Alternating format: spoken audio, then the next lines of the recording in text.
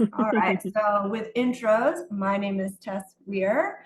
I sit in rainy Oregon, which is currently plenty of rain. We've got our other dietitian. Go ahead and Allison. introduce yourself. Yay, hi everyone. I'm Allison and I'm a registered dietitian coming out of Northern California. And we also have Cole on here. Unique Hi to all. our Ask the Dietitians. Tell us What? about your goal. So I'm Cole. I'm in Boulder, Colorado. I'm a performance coach here on the account, as well as a strength and conditioning specialist. Excellent. All right. Well, let's dive into our content today. What do you say? Let's do it. Yeah. All right, let's do it. All right, so today we're going to talk, this is part 2 of a series, mastering our macros and lifestyle strategies for long-term success. So the lifestyle strategies is part of the piece where we also have Cole in to help us with that information. So let's go ahead and get started here with a little thought starter, testing your recap and what we discussed in the last session. And the last session is like, what determines body weight changes over time? So feel free to throw your answers in the chat, everybody. While we're waiting for those, thank you, Allison, for putting there. We just kind of also do a little housekeeping here that we will try to answer everybody's questions as we go through this webinar today. But sometimes we can't get to all of them, so you might get a reach out from us. So just letting you know that. Excellent. So yes, so we got a couple in there, and the energy in, energy out. And really, yes, that it is what truly determines is our energy balance over time. So if we are in an energy surplus over time, we're typically going to see a weight gain. And if we are in a calorie deficit over time, that's what's going to help to result in a weight loss. So let's get a little bit deeper though into the 3 macronutrients. So just a generalization, and then we're going to take a deep dive into each one of these. So typically we want to see the carbohydrates as part of that energy intake, carbohydrates providing energy. Additionally, we're going to get some fiber from many of our carbohydrate sources, and also some of the phytochemicals, because those are also our plant-based foods. And proteins, ideally, we're using that for the building blocks that are used for protein. We often think of lean body mass, but that's going to include hormones, our enzymes, our chemical messengers, even our lipoproteins have the word protein in them. So there are a lot of roles for protein in the body. And then finally, we also want to be getting some fats. Fats are great. Some of them are antioxidant providers. They're also energy providers, in addition to being good for satiation and, quite frankly, making things taste pretty tasty when it's included in the cooking. So I'm going to go ahead and let's take a deeper dive into maybe how we should spread these macros throughout or in a meal per se. You ready, Allison? I'm ready. Take it away. Thank you, Tess. So yeah, Tess mentioned there's these 3 macronutrients, right? But what do we do with them? How much of them should we have? The information I want to give you guys up front is that if you want real specifics on this, you probably should come see one of us one-on-one. You know, Tess, myself, we have a bunch of other dietitians, so you can find us all in the Access app. However, this will give you a general overview of how to break these down on your plate. So first off, we have weight loss. And as you can see, these nice little pretty pie charts, this is meant to be your plate. Okay, so for weight loss, we want to focus a little bit more on the colorful produce, right? Your fruits and veggies. And a little bit, we want to have about a quarter of that plate from carbohydrates and another quarter from protein. So making sure you get some protein, some carbs, but really focusing on that produce. Then if we move down to weight maintenance, you're happy where you are, you just kind of want to stay there. We can kind of go with thirds here. So third, a plate of colorful produce, a third, a plate of whole grain carbohydrates, and then a third of a plate of lean proteins. And then if we want to gain weight, we want to up a little bit of those carbohydrates. So those carbs are going to give us some energy, like Tess was mentioning, and they're going to give us a little bit of extra calories. Calories can be converted into energy as well. So you want to focus on getting carbs and protein and veggies, fruits and veggies at each meal, but how you break it down at each meal can vary depending what your goals are. So that's really the key here is what's your goal? How do you want to go for it? And using all of these macros to your benefit. So, yeah. Excellent. Thank you, Allison. So I'm going to go ahead and take away our first macronutrient. Let's discuss protein.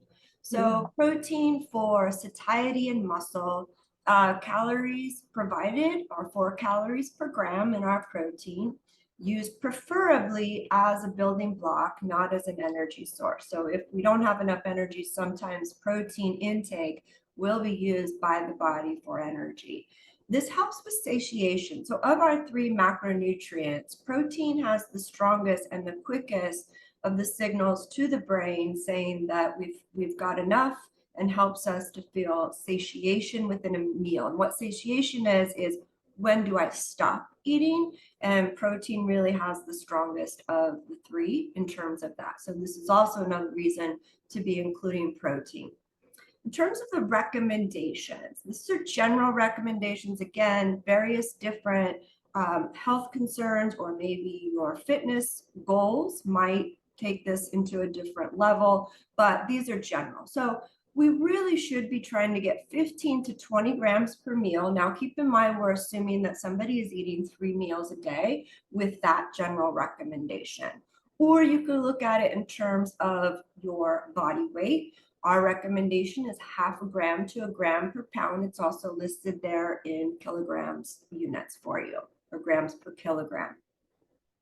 In terms of other considerations for building muscle or losing fat, we really want to look at this protein spread. And what is meant by the protein spread is if I took all of my protein at one time of the day, I cannot, so let's say I'm going to eat all 100 grams of my protein at dinner and none during the rest of the day. The body really cannot use that entire 100 grams efficiently for all the roles of protein because we don't store it. So we want to spread it evenly throughout the day so that we're continually supplying this, so that all of this protein factory happening, we're continually supplying these nutrients. And in terms of resistance training, obviously you can eat all the protein that you'd like, and that isn't necessarily going to make the muscles build. And so this is where I'm going to bring Cole in, but I'm also going to advance the slide for you to look at maybe some portion sizes and the amounts of protein in these foods. So let me go to that next slide and turn the mic over to you, Cole. All righty, y'all. So resistance training, very, very important form of exercise. According to the American Council of Sports Medicine, we should be doing resistance training at least twice a week, making sure they're ideally not on consecutive days, just so you can have a little bit of recovery in between, so you can feel fresh. And then as for, a lot of people ask me like how many reps, sets, all of that stuff. Anywhere from like 4 to 6 sets usually is ideal. Anywhere from, if you're, a adult individual, 8 to 12 reps at about an intensity from anywhere of 70 to 80% of your, what we call your 1 rep max. AKA you're working, anywhere from 7 to 8 out of 10 effort is usually ideal. Now, if you fall into a little bit of an older population, oftentimes we recommend to go maybe with some higher reps at a little bit lower intensity, anywhere from 12 to 15 reps at anywhere from 65% or 75% of your 1 rep max intensity. So 6.5 to 7.5 intensity for those workouts. It's especially important, as we age, because if we do not participate in resistance training exercise, naturally the body has what we call sarcopenia, which is just kind of muscle loss which is really, really important. And though resistance training won't completely prevent this, it can oftentimes help offset it. So resistance training, very, very important, as well as we talked about in the last lecture, kind of bringing it back. Remember, resistance training can help increase your body composition. So when you're increasing your muscle mass over time, it's increasing that basal metabolic rate and or the amount of calories you burn at rest. So very, very important. As well as for all of my numbers counters out there, I know a lot of y'all might say, hey, I burn more calories on a treadmill versus when I lift weights. These, fitness trackers are awesome, right? But unfortunately, these fitness trackers can't tell the work that is done down at the muscle level. So oftentimes with resistance training, there is some higher level of energy expenditure that is occurring during weightlifting. It just might not be reflected on your fitness trackers. So in short, making sure you're getting at least 2 resistance training sessions. I would like to remind individuals resistance training sessions don't always have to be with weights. They can be body weight. They can be a Pilates class, just any form of exercise that's really targeting multiple muscle groups. All right, Excellent. and I'll bring it back to Tess to kind of go through some of these awesome recommendations. Yeah, perfect. So we just kind of left that slide up while Cole's talking so that you can kind of make note of like how much is in each portion sizes in terms of protein.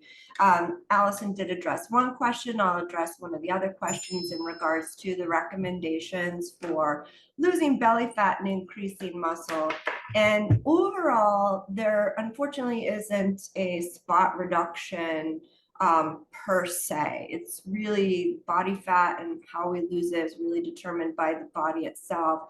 But if we are beginning to try to lose weight overall and build muscle, then you should see changes in body composition over time. All right, so we're going to move on to our next macro here, turning it over back to you, Allison. You go. Yay, carbohydrates. Okay, so if everybody just got a huge energy boost, it's because we're talking about carbohydrates and they are our energy fuel for the day, or one of our energy fuels. But carbohydrates typically provide about 4 calories per gram. And like I just said, about they're the primary source of energy throughout our day, throughout our workouts, whatever we might be trying to get through. Also, if you have high fiber carbohydrates, that can help with your satiety. So like Tess was saying, this is our feeling of fullness. If we're eating high fiber carbs like fruits and vegetables or the whole grains you see on the picture here, those are going to help us stay full. In terms of amounts, if we're focusing more on the weight loss side of things or kind of blood sugar control throughout the day, we want to have a little bit closer to 20 grams per meal, 20 grams of carbohydrates.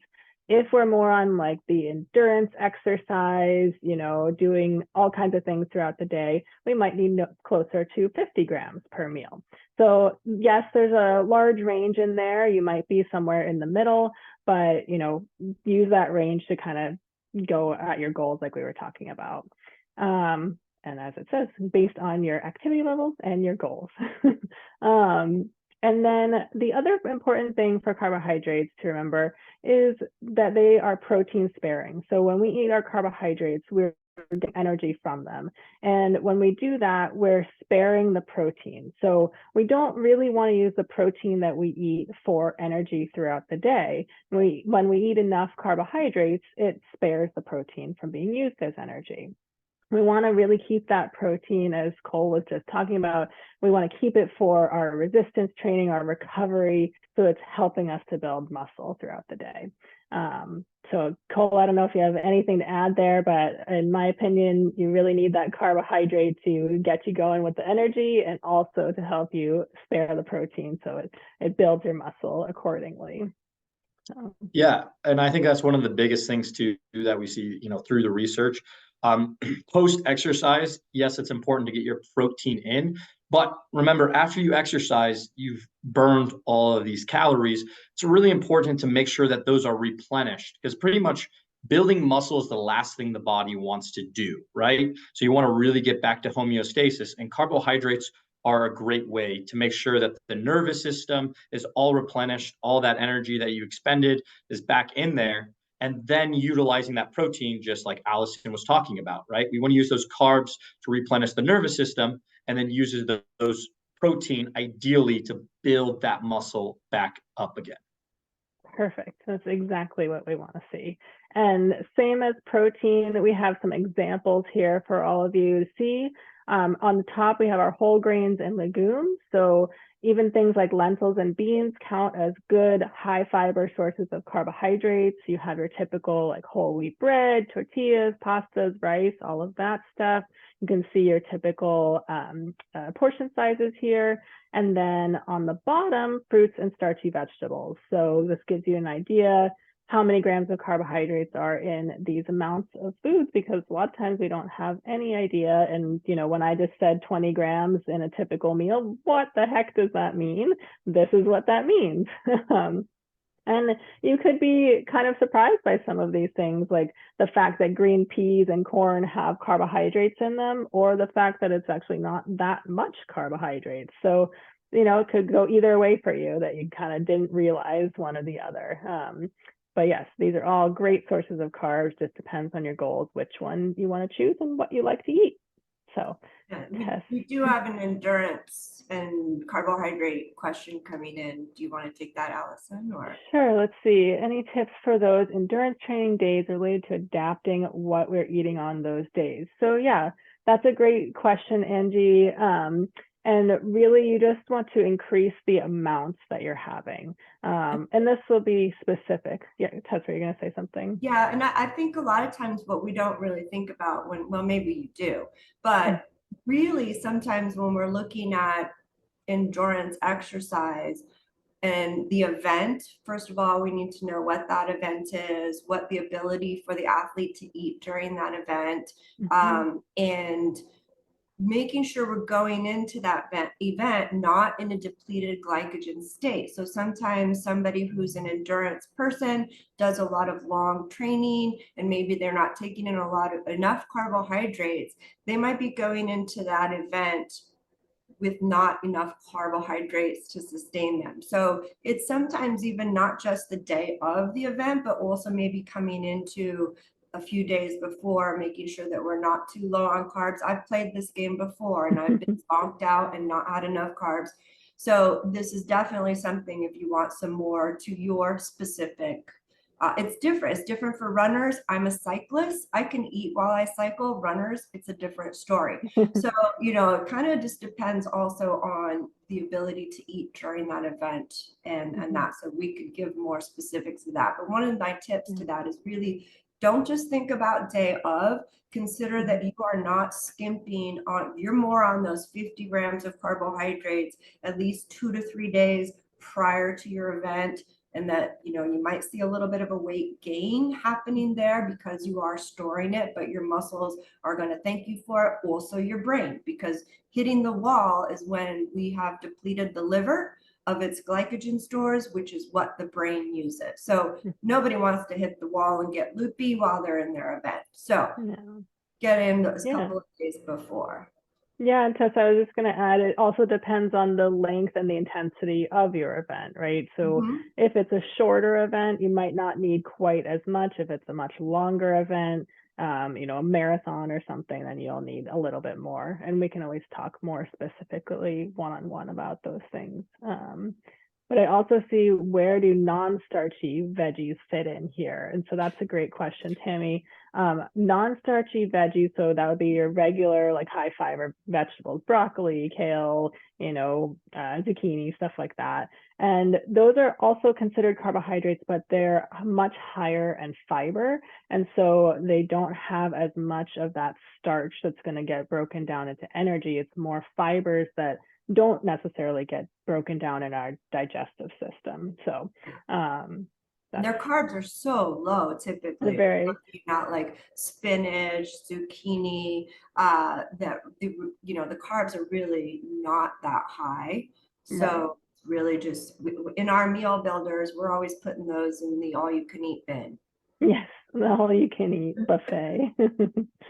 So yeah, I think that's a wrap on carbs. And Wrap on carbs. So we got one thing left, and we better get on it, right? We've got to get through this.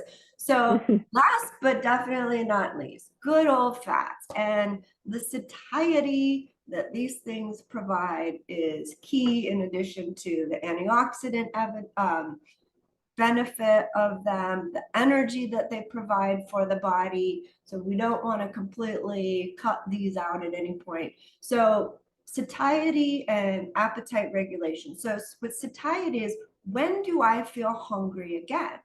And what fat does is it actually slows what's known as gastric emptying, which will slow down the release of all of those nutrients in your stomach. It'll slow down the release into the blood. So it's a more of a steady release of the carbohydrates and the protein. So more hour, maybe more like it'll slow it down. Basically, you're not going to, if I eat a piece of white bread with nothing else on it, it is absorbed very quickly, and that energy is used up very quickly. So this is just sort of going to slow things down.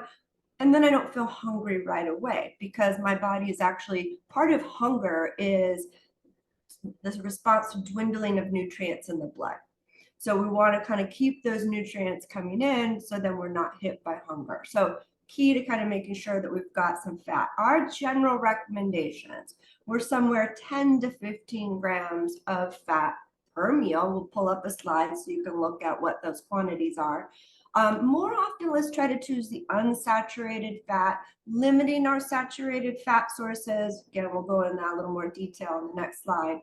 But no saturated fat, not necessary, but probably a limitation. It's also a flavor enhancer.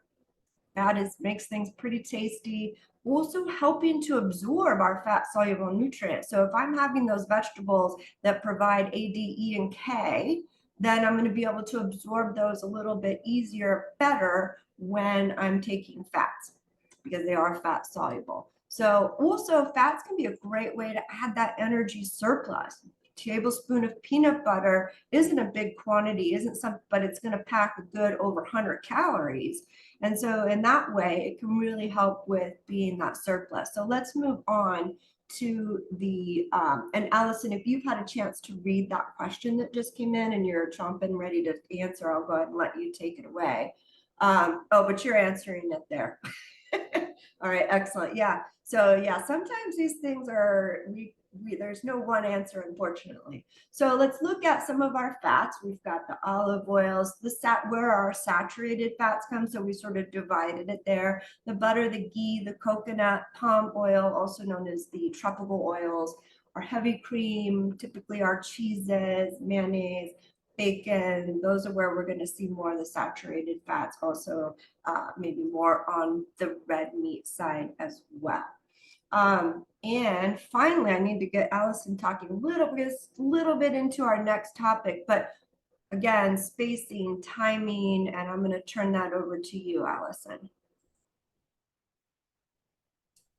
Yes, sorry, I had to unmute myself. I was trying to respond to the chat. Yeah, I know. Throwing 20 things at you here. Yeah, it's all good. All right, so meal timing. As it says here, ideally we want to spread everything out across the day. Like we saw those pie charts in the beginning. We want to do that a few times throughout the day. Have a little bit of carbs, protein, fruits and veggies, fats, all of these things. This is what's going to let our body function the best. You know, and it's up to you how people do this all differently these days. We do recommend getting more than one meal a day. So there's these popular like OMAD, 1 meal a day types of diets out there these days. We would say at least 2 meals, probably more, to really get all of your nutrients in throughout the day would be a better bet.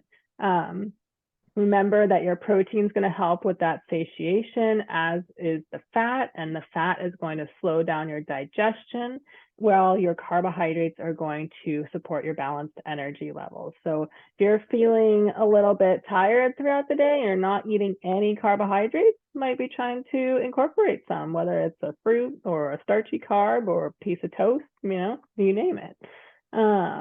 And then, as it says here, it's still important to hit those macronutrient levels. And so someone was asking a second ago, are there percentages or specific needs for people? And that's where I was answering, yes, we can always give you a specific percentage, let's say like 40% carbs and 20% protein, et cetera, but it's really going to depend on the person, the individual, what your exercise level is, who you are, and just what you're doing throughout the day. So keep in mind that it is very individualized, and come talk to us one-on-one if you really want to learn more about that. And I saw Cole put, if you want to schedule a coaching session in there, there's also a link for that.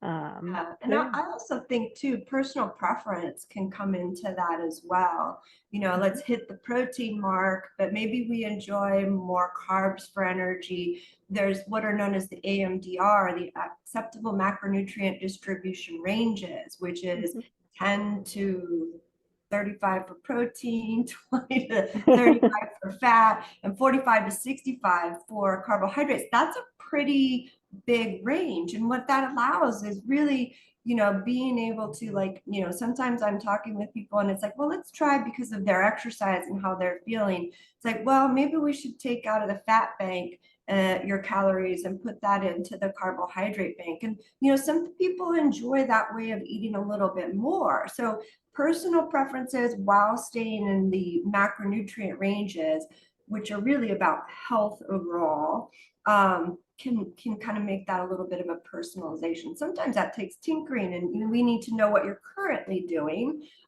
because that will take quite a bit of tracking once we're doing that. So excellent. So we do have the nutrition specialist in type 1. One of our dietitians, Diane Meehan, if you look on the app, she is a certified diabetes educator. Thank you for writing in that. She is a certified diabetes educator. So if you're looking to dive into that, she is definitely very helpful.